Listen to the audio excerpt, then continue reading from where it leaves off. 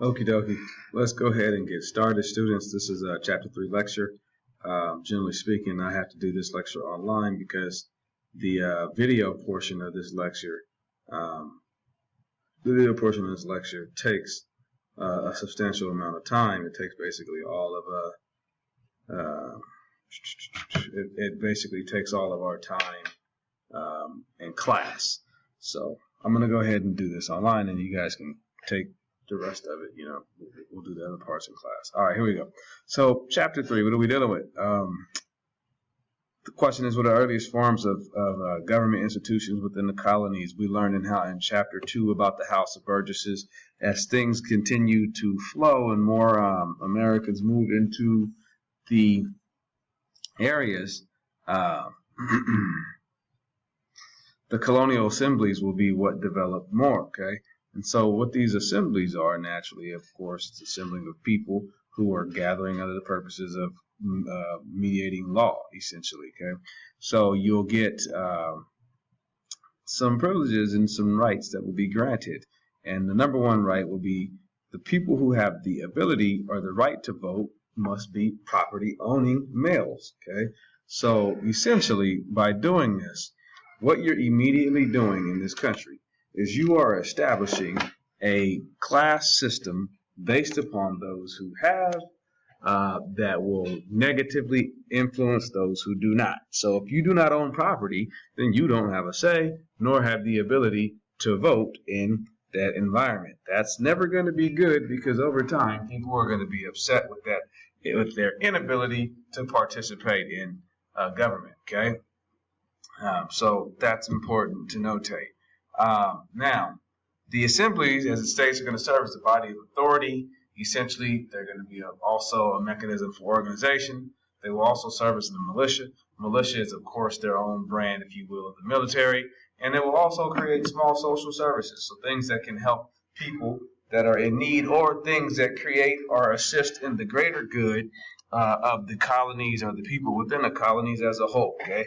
So all of those components are at play as well. All right, here we go.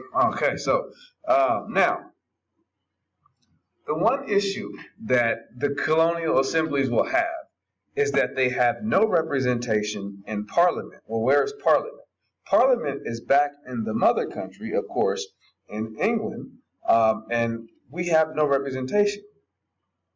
This is problematic because essentially our ideals, thoughts, wants, and needs are being represented or being carried out by people who actually don't even know us intimately in that format, okay? Don't even desire or want to, let's say, carry out our thought processes and policies.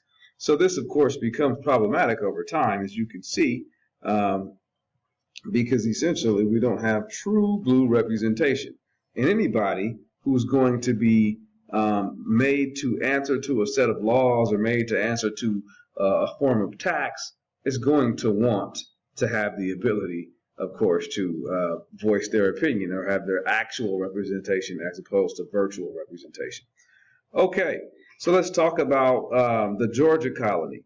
The Georgia colony was essentially the end result of a utopian colony that was attempting to try something new. In 18th century Europe, when individuals were in debt or owed money, essentially, if you couldn't pay that debt, they put you in prison. So they came with this concept saying, what if we did this? What if we sent the people who were in debt over to the New World, give them an opportunity to work and make money, and then they can pay off their debts? Because, of course, if they're in prison, can you pay off a debt? Well, the answer is absolutely not. Okay, so this is how the Georgia colony will be founded. It will be founded with people who were pulled out of prison, sent to the New World in the hopes that they can get on their feet and become financially productive, which, of course, makes the crown more money over time and in the end. Okay, so that's the whole purpose of that. Okay, so that's what we just talked about. Now, when they first started this colony, philosophically, they said, you know what? We're not going to subscribe. We're not going to, I should say, subscribe to the element of slavery or the institution of slavery. However, once you get in a location and you recognize that we don't have enough laborers to do this, nor enough money to pay somebody to do this, the bottom line is, excuse me for a moment, I have to take a quick drink. The bottom line is, in order for this to work, we're going to have to import a labor system. And that labor system that they choose to import will, of course, be the institution of slavery, which had already developed at this point in some of the earlier colonies. We talked about it in the end of chapter 2 with the Virginia colony. Okay, so all of those things pretty much have already set themselves up. So realistically, they overhaul that philosophical ban of non-slavery happening in the colony, okay, in favor of production and making money. Okay, let's transition for it a little bit and let's talk about the tradition of reason, better known as the scientific revolution. And the real question is not like, what is the scientific revolution? Although that is an adamant question at this point in time. But it's also, how did the scientific revolution impact U.S. history? Okay, so what was the scientific revolution? What was the Enlightenment? It was essentially this new form of thinking in which you essentially questioned everything. When we say everything, we mean the laws of physics, we mean the human body, the human mind, we mean church, we mean laws, we mean everything. Everything must be put essentially to the scientific test, okay? And the scientific test is, of course, much more comprehensible by man, only because you have come to a conclusion based off of pure fact and science. So what do I mean by that? So for example, I think I've asked this question before. Can you definitively prove that God exists? I mean, can you without shadow of doubt prove that God exists? Well, that's a very difficult component to prove. Hence the problem. How can we scientifically prove that God exists? So what you get is individuals that are saying, we can't go off of this spookism or this tradition or this religion. We got to go off of hardcore science and fact. And so, of course, yeah, God exists. Absolutely. But it's because you believe he or she or it, whatever you call God, exists. It's off of your belief in your faith. And faith simply means believing in the unseen. None of you have seen God, but you believe that he or she exists. Okay? So reason and the Enlightenment, they're not going for that. They want hard scientific evidence. Okay? So this is the difference in what this is going to do because of the questioning of everything. It begins to also question the political construction and apparatuses that are in existence at that time. So it's important to notate all of those components. Okay? Some of the Enlightenment thinkers, Sir Isaac Newton, laws of motion. What are the laws of motion? You should know that by now. If you don't, then you might want to do a little bit of research. Okay, laws of universal gravitation, heliocentrism. What is heliocentrism? Well, believe it or not, the church used to preach and made everybody believe that the Earth was the center of the universe. However, science proves that the Earth is not the center of the universe. Actually, the sun is. Okay, these are what we mean by question everything. So, of course, things got a little on the sticky side when it comes to the Enlightenment and reason against the church. Okay, this is going to cause a major issue. All right, here we go. American Enlightenment thinkers. Benjamin Franklin, you all know who he is. He's going to help in major ways. He's going to help found the American Philosophical Society. So these are American philosophers, I should say, and American thinkers who are pushing things forward. The Library Company, the first public hospital, the lightning rod. He comes up with a lot of these things. He's basically a scientist, diplomat. Basically, I call these type of guys Renaissance men. It's the guy that knows a little bit of something about anything and everything. They're very attuned and adapt to everything. And you got to ask yourself, why were these men so engaged in such practices? Well, in an era in time where you don't have TV, you don't have social media, and you have to use your imagination a lot more, and you read a lot more, and you experiment a lot more, you spend a lot more time in nature, well, naturally then, a lot of these ideals will come through these individuals because they had very low distractions in regards to things that would take them off course. Okay. All right, here we go. Let's keep it moving. The Great Awakening. The Great Awakening, these are like religious revivals. Okay. And of course, what happens with the Great Awakening is generally two things. You have ministers coming in,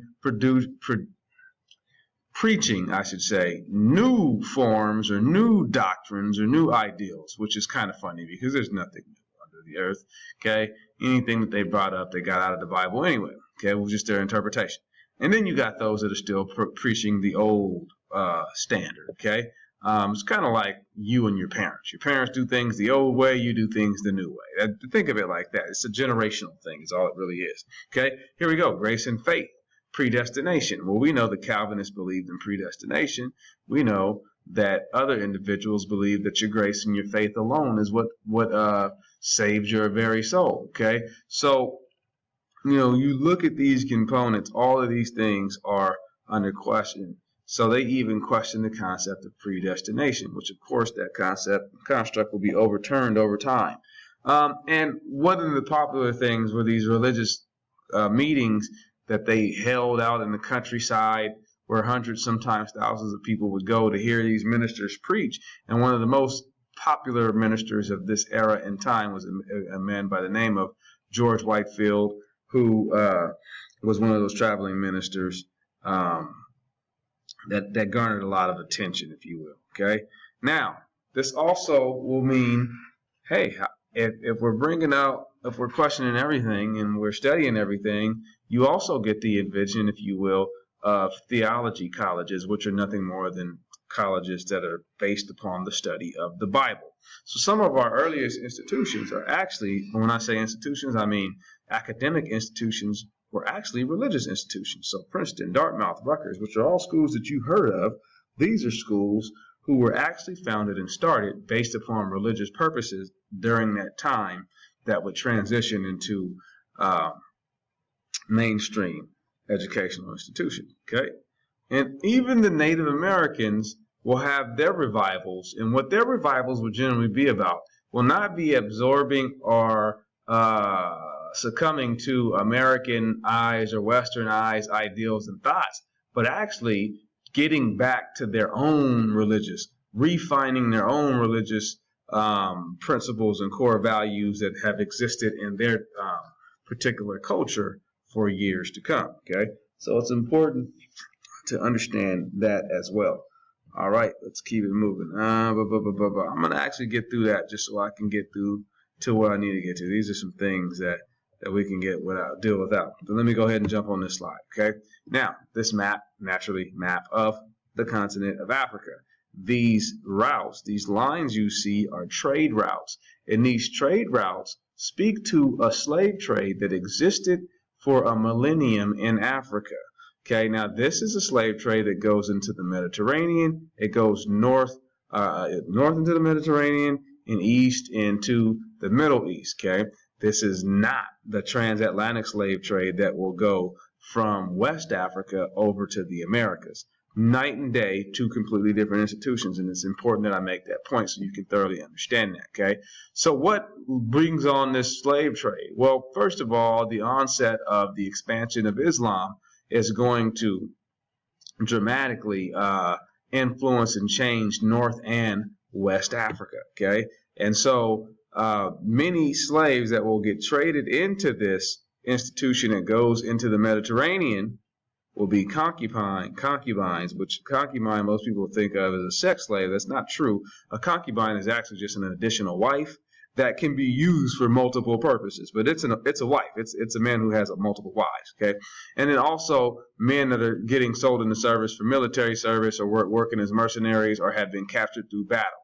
Okay, now I'm going to distinguish the difference in the type of slavery that existed there and the type of slavery that will evolve through transatlantic slave trade, okay, which is called chattel slavery. So I'm going to pause this video. I'm going to allow this to render, and we're going to talk about the type of slavery that existed at that time.